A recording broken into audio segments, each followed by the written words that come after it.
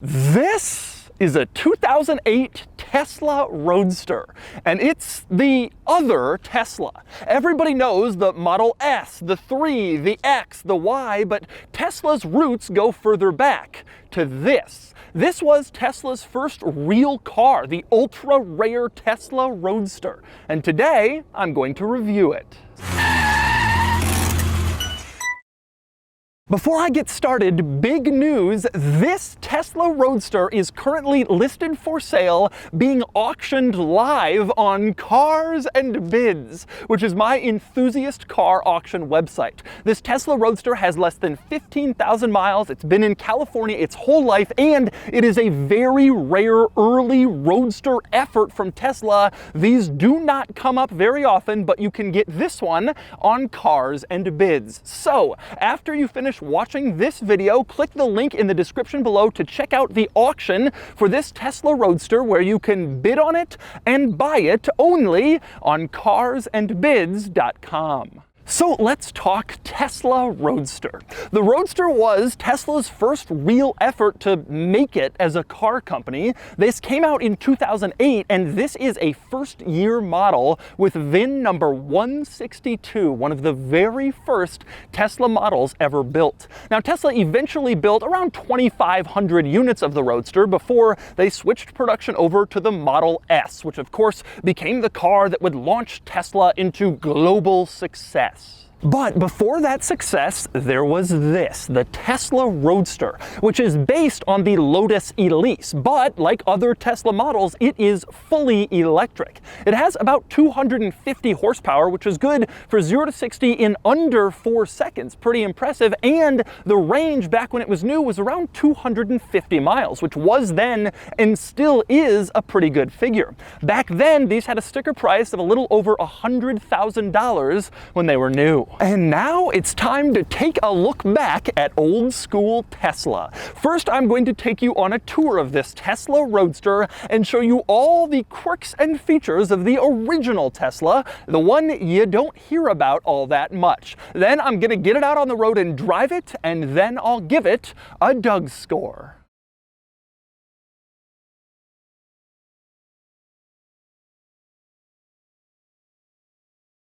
All right, I'm going to start the quirks and features of the original Tesla Roadster by talking about getting in, and that means discussing the key. And yes, there is an actual metal key, an old school looking car key.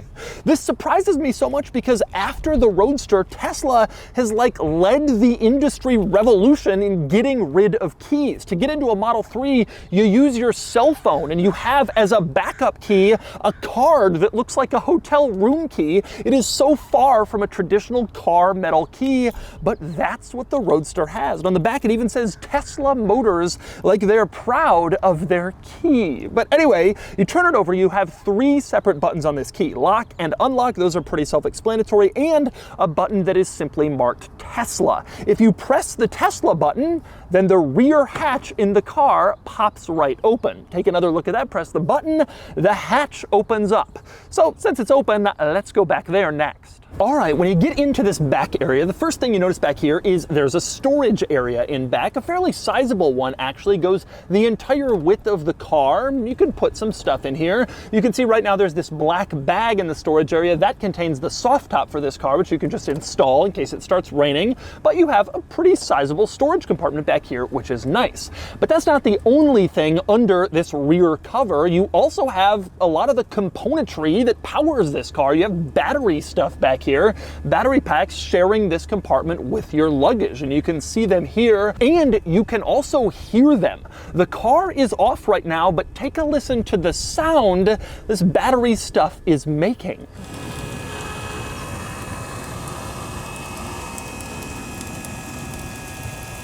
You can kind of hear sort of a pump and then like a liquid sound, almost like trickling water. I suspect that is to keep the battery cool. I've just driven the car, it's fairly hot today, and so it's cooling down the battery, and that sound continues even though I've turned the car off many minutes ago, trying to keep the battery cool. An interesting thing, you don't hear that on modern electric cars, but like I said, this was sort of a beta testing first effort.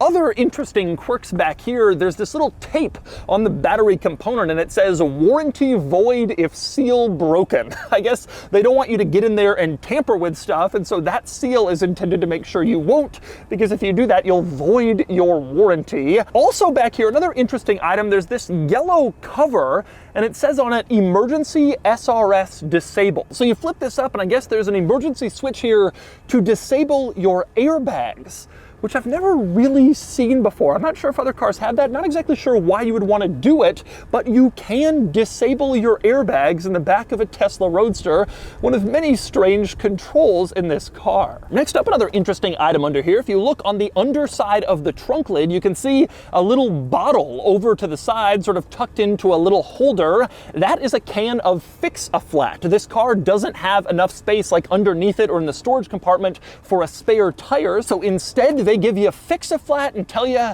good luck. Actually, this isn't unique to the Tesla Roadster. A lot of sports cars that don't have room for a spare tire do the same thing. But anyway, since I'm talking storage, I wanted to discuss the front compartment in the Tesla Roadster as well. Now, to access this front compartment, you go to the left of the steering wheel. There's a little lever that you pull. You pull that and it unlatches the front compartment to this point. And from there, you just kind of lift it up and open it. It's very light, very easy to lift up. And once you get under here, you discover there's no storage in this front compartment. In fact, there's a warning label under here that specifically says, do not use this area for storage, for putting anything in here, because that's not what it's designed for. Your exterior luggage compartment in this car is purely the one I showed you in back, nothing up front for that. Instead, up here, you can see you have some fans, some mechanical components, you can add some fluid up here, but no room for any storage in the front of the Tesla Roadster. Instead, this is what it looks like. Now, of course, when you are done doing whatever you need to do in the front, you pretty much just slam this back down and then you're good to go. And next up, we move on to getting into the Tesla Roadster, which has a very, very interesting quirk worth covering. Now, the door handles in the Roadster are not mechanical. Instead, there's an electronic release. You walk up, you touch this little rubber button on the door, and then it pops open electronically. You can hear the release, different from the mechanical door handles in most every car. But if the battery is dead, then how do you get into your car? Because the electronic door handles won't work. Well, Tesla has thought of that. There is a hidden mechanical release on a keyhole underneath the door. You go under the door and you can see this little keyhole hidden here, and this is how you can get in. You stick the key into this keyhole, you twist it, and the door opens mechanically instead of using the little release. A lot of people don't know this. A lot of Tesla Roadster owners don't know this, but there is a second way into this car's doors in case the electronic release has failed or the battery is dead or whatever. A hidden keyhole under the door. That's a pretty neat quirk. But anyway, now I'm inside the Tesla Roadster. Before I go any further though, I want to go back to the Lotus connection. I mentioned earlier this car was based on the Lotus Elise, and in fact it was heavily based on the Elise. Lotus would even go so far as to build the chassis of this car for Tesla in the UK and then ship the chassis to California, where Tesla finished all the rest of the assembly. And there was a lot of stuff shared with the Lotus Elise in this car. One of those things is the setup of the front and rear compartments. The Lotus Elise also had the rear compartment with an engine and a trunk, and the front compartment with no storage, and that's obviously carried over to the Tesla Roadster. But when you get in this car, there is a lot more Lotus stuff in here. For instance, the turn signal stalk, straight out of the Lotus Elise. Same deal with the windshield wiper stalk, also straight from the Lotus Elise. The parking brake is straight from the Lotus Elise. So is the whole dashboard design, panels, materials, all that stuff comes out of the Lotus Elise, including the speedometer binnacle area. These seats are also straight out of a Lotus Elise. They just shared the Lotus seats, of course, because they fit in here. They were already designed for this car, so they put them in. The windshield is shared with the Lotus Elise. The body panels were all different, but the windshield was the exact same part, I guess because it fit in this space, fit around the dashboard, and it made sense to use that. If you had an Elise, and I did, a lot of this stuff will seem very familiar to you. Probably my favorite Elise shared component, though, is the steering wheel, straight out of the Lotus Elise with no modifications, except there was a problem. Lotus's logo is circular in the center of the steering wheel, and Tesla's isn't. So they adapted. You can see the Tesla logo has been placed on a circle in the center of this steering wheel in order to fit the space that the Lotus logo had previously occupied. It's just funny to see all of that Lotus stuff in here and some of the adaptations they had to make. But anyway, aside from all the Lotus components in here, let's talk through some of the other interesting quirks and features of the Tesla Roadster, starting with starting it, which is very unusual. You stick the key in a little ignition and then turn it, just like you would on a gas car. Again, this is crazy to imagine now because you get in a modern Tesla and you just basically sit down, put it in drive and go. There's almost no key interaction at all. But back in the day, they probably thought that would confuse people, so they wanted to make it like a gas-powered car. So you stick the key in, you turn it, and then it's on, even though there's no engine to turn on, and then you can shift it into gear. And let's talk about shifting it into gear. The gear lever is absolutely bizarre. You can see it has like 3 little parts where it can go, R, N, and D, obviously for reverse, neutral, and drive, and you move it very easily to those little pieces once the car is on, and it sort of feels like a joystick you would move at an arcade, like a lever in an arcade game. That's the gear lever for the Tesla Roadster. Now, going through some other interesting controls in this center console area. For one thing, you have a button marked TC, and I assume you press that and turn off the traction control. This is, after all, a sports car. If you wanted to get the tail out, you could turn off traction control and slide it around. You also have some other buttons and controls in here, mostly for the climate controls. You can see all of your usual climate control buttons, nothing particularly unusual or special in here. Air conditioning, change the fan speed, the direction of the air. You even have heated seat controls at the very top of all these controls. These little buttons will turn on or off your heated seat. A nice luxury, but then keep in mind this car cost over $100,000 back in 08, so heated seats were fairly expected at that price point. But anyway, next up, let's go back to turning the car on. You turn the key in the ignition switch, and then the car makes some odd noises. There are some unusual warning chimes in here. My very favorite strange warning noise it makes is the door lock. So you press the door lock button once and you get this beep. You press the door lock button again and you get 2 beeps.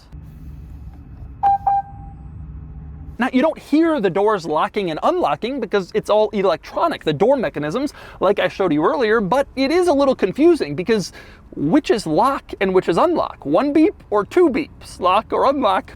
I don't know. I still don't know. It doesn't really make any sense, and it doesn't show you anywhere else that it's locked or unlocked. You just hear the beeps, and you have to know the code of the Tesla door lock beeping. But anyway, some other interesting things happen when you start up the car. For one, let's go into the gauge cluster, where on the left you have a tachometer, which is odd because this is an electric car. It shows RPMs, but there are no RPMs. There's no engine to turn. It's strange to see a tach in an electric car, and I wouldn't be surprised if this is pretty much the only electric car that ever had one. Now, the reason for the tachometer is that the original Tesla Roadster was going to be made with a 2-speed transmission, and so a tachometer was going to be necessary. But in the end, I think all of these got a single-speed transmission. Maybe some early ones were built with a 2-speed, but it was replaced later with the 1-speed, and so the tachometer is pretty much useless, and I guess it really just shows kind of the power you're using of the battery as you drive along. You can see there's a 13 red line, and it goes up to 15, but 15 what?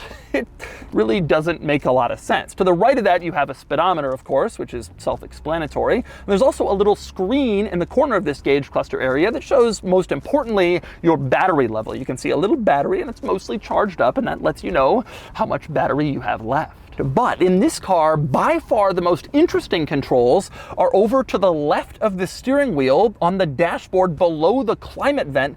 Next to the door, you have this screen here. You can see this is a touch screen that is intended only for the driver's use, because in the center of this whole dashboard, you have your stereo, and obviously you use that to control music, whatever, but the touch screen to the left of the steering wheel controls all of your car functions, and I'll take you through its interesting quirks. Now, in its default screen, you can see there's like a top-down view of the car and also the time. That's a clock showing you the current time. The top-down view will change. If you open up a door, it will show you that a door is open by showing, which door on that top-down screen has been opened up. So that makes sense. But there are also a few like little buttons you can press around this touchscreen to go into various different menus. In the upper right, you see like a tuxedo-looking thing that enters valet mode, which I imagine like restricts the speed of the the car, you put in a pin, and then it's in valet mode. In the bottom right, you can see there's a little lock button, and that also lets you put in a pin to lock out, I guess, this screen, and then people can't, I guess, adjust stuff or change your settings or whatever.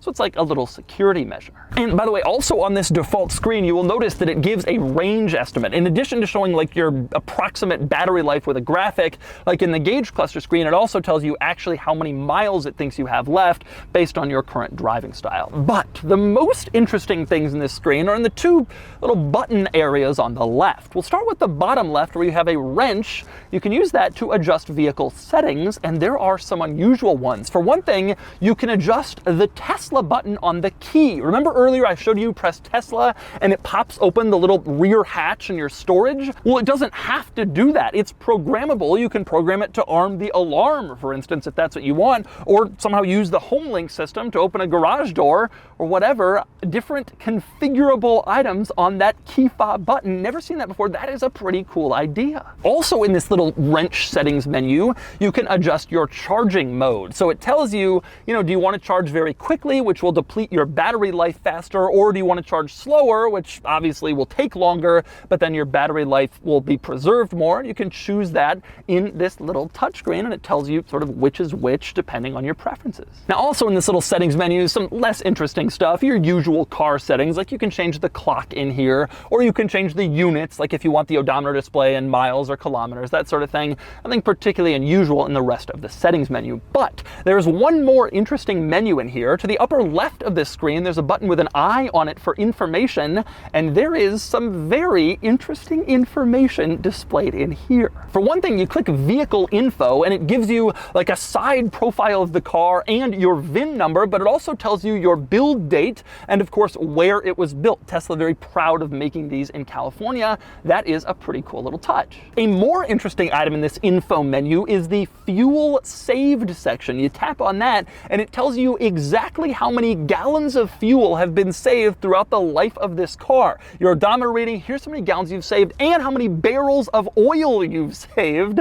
during the driving of this car, which is a pretty neat touch. Also, that was a big reason why people bought these, to save fuel, to save the environment, and it actually gave you an update on how much environment you were saving. You also have a little space in here that says energy history, which tells you how much energy you have used while charging the car in its lifetime and how much energy you have regenerated by braking, by slowing down. There's regenerative energy capturing in this car, of course, and it tells you how much you've regen, and that also is a pretty cool little thing to see. And one more interesting item in here, your charge history, which actually shows you all the last times you've charged, how long your charge was, and how much energy each charge used. You can see that right in this little screen in case you're wondering, how long you had it plugged in, how much charge you put into it, how much energy, that kind of stuff. It's all displayed in here. Now this stuff is all really cool, but let's be honest, it is a far cry from Tesla screens that came later.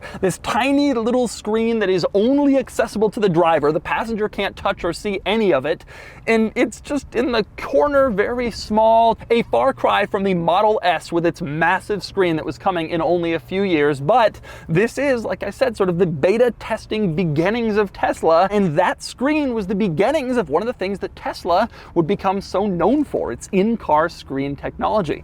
Interesting to see where it started. But anyway, beyond the tech, some other interesting things in this interior. For one, you don't have a glove box in here. The Lotus Elise didn't have one also, and this car doesn't either. You do have like a storage tray underneath the dashboard where you can keep stuff if you want, but obviously not particularly useful if you want to keep stuff hidden or out of view. Now, next up, under the dashboard, you had an iPod connection down here in this little cubby beneath the climate controls, which of course was nice to have. And you also had your cigarette lighter outlet down here, so you could plug something into that and charge devices in the car. So those features were in here, just sort of hidden and out of the way. Now on the door panel, you had power windows in this car, although these switches are not the ones they used in the Lotus Elise. And I'm trying to figure out what car they were used in, and I just can't quite place it. Maybe a Ford. It'll hit me on the drive home, I'm sure of it. But these window switches were obviously borrowed from something else, but they did have power windows. Another control in here, relatively simple, is below that screen to the left of the steering wheel. You have your headlight control. You just flip this switch, turn on on the headlights. Again, probably borrowed from something else and definitely pretty simple, easy to turn on.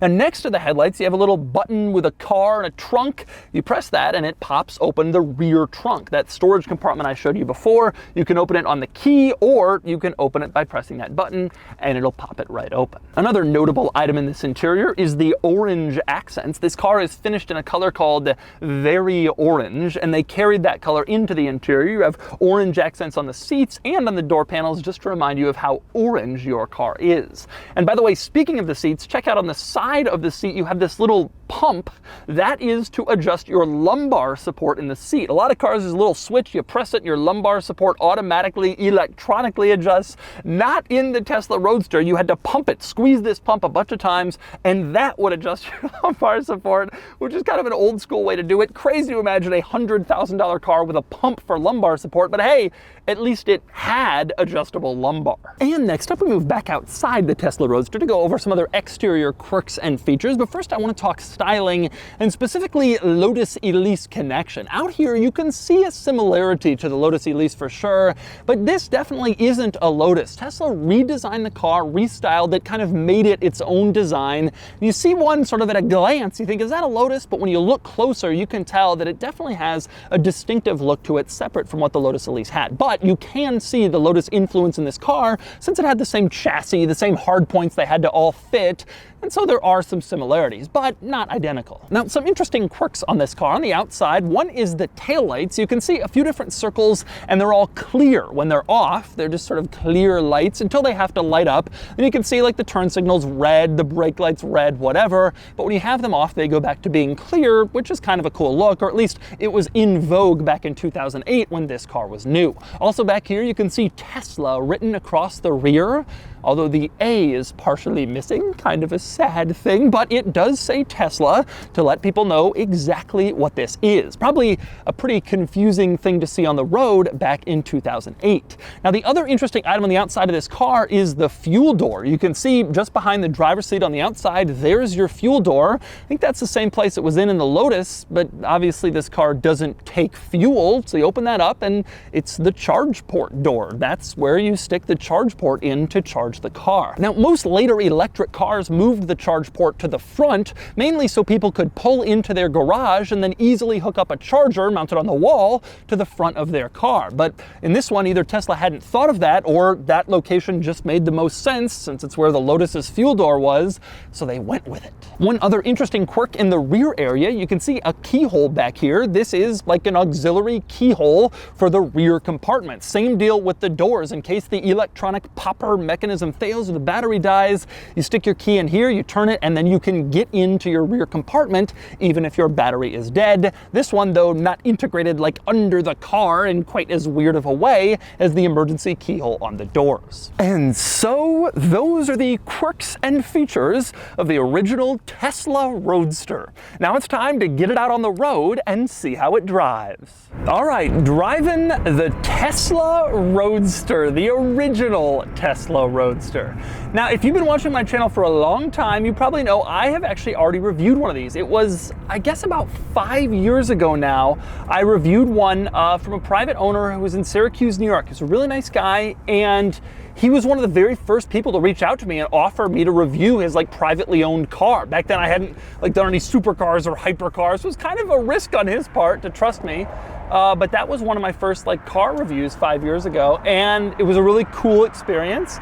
And so I drove one once before then, but my channel has changed so much. I now get so much more in-depth that I really wanted to review another one. Plus, this one is on Cars and Bids, and it's bright orange, and it's local. It just seemed like a great opportunity. So let's talk driving experience. This is a very interesting car. I actually owned a orange 2006 Lotus Elise, and this is an orange 2008 Tesla Roadster. And there are a lot of similarities. One of the similarities is the steering.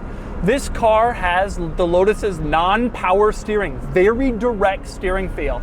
And that means that it just darts around. And I suspect one of the reasons that Tesla wanted to use Lotus as a basis for their car is Lotus had already established themselves as a pretty good manufacturer, well-respected manufacturer of sports cars. And this is a pretty good sports car. The Elise was, and as a result, the Roadster is too. And a lot of the weight in the Tesla Roadster is in the same place as the weight was in the Lotus Elise, so in the middle, directly behind the seats. And as a result, you can kind of fling it around like a Lotus Elise. You get some of the same feedback, you get some of the same cornering and handling abilities, and this car always drove pretty well. And frankly, it's pretty quick. I'm gonna floor it. Whoa!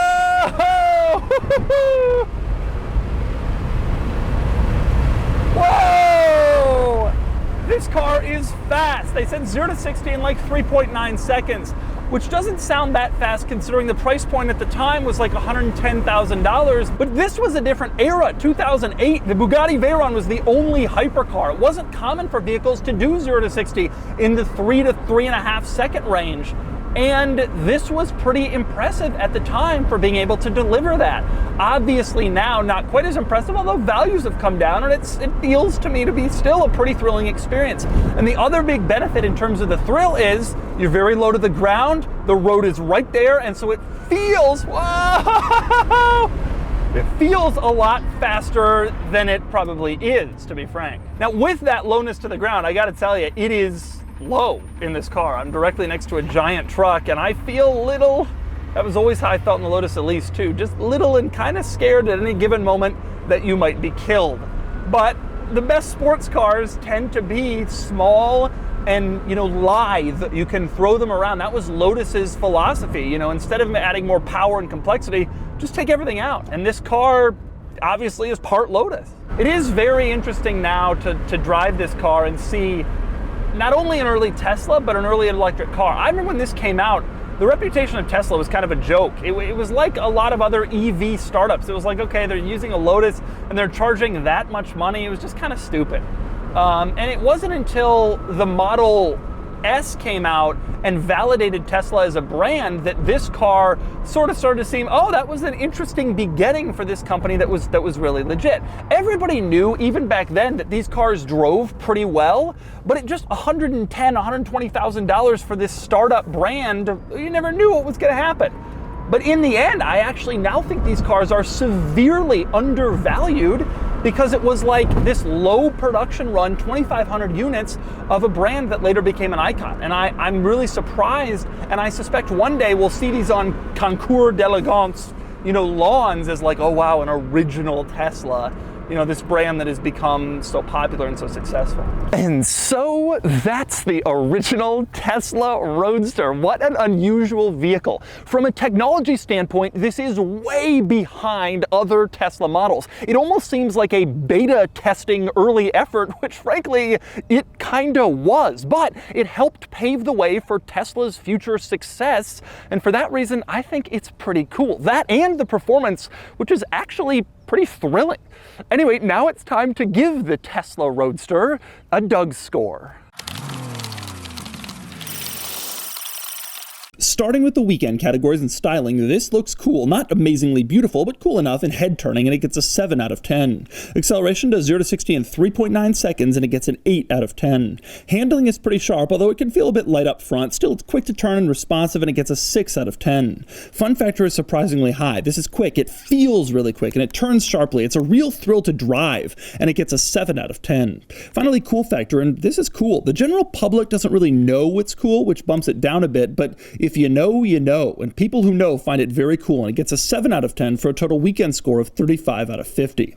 Next up are the daily categories and features. It has some stuff like power windows, a power trunk opener, keyless entry. It's not totally featureless, but it's also pretty low on good features and tech, and it gets a 3 out of 10.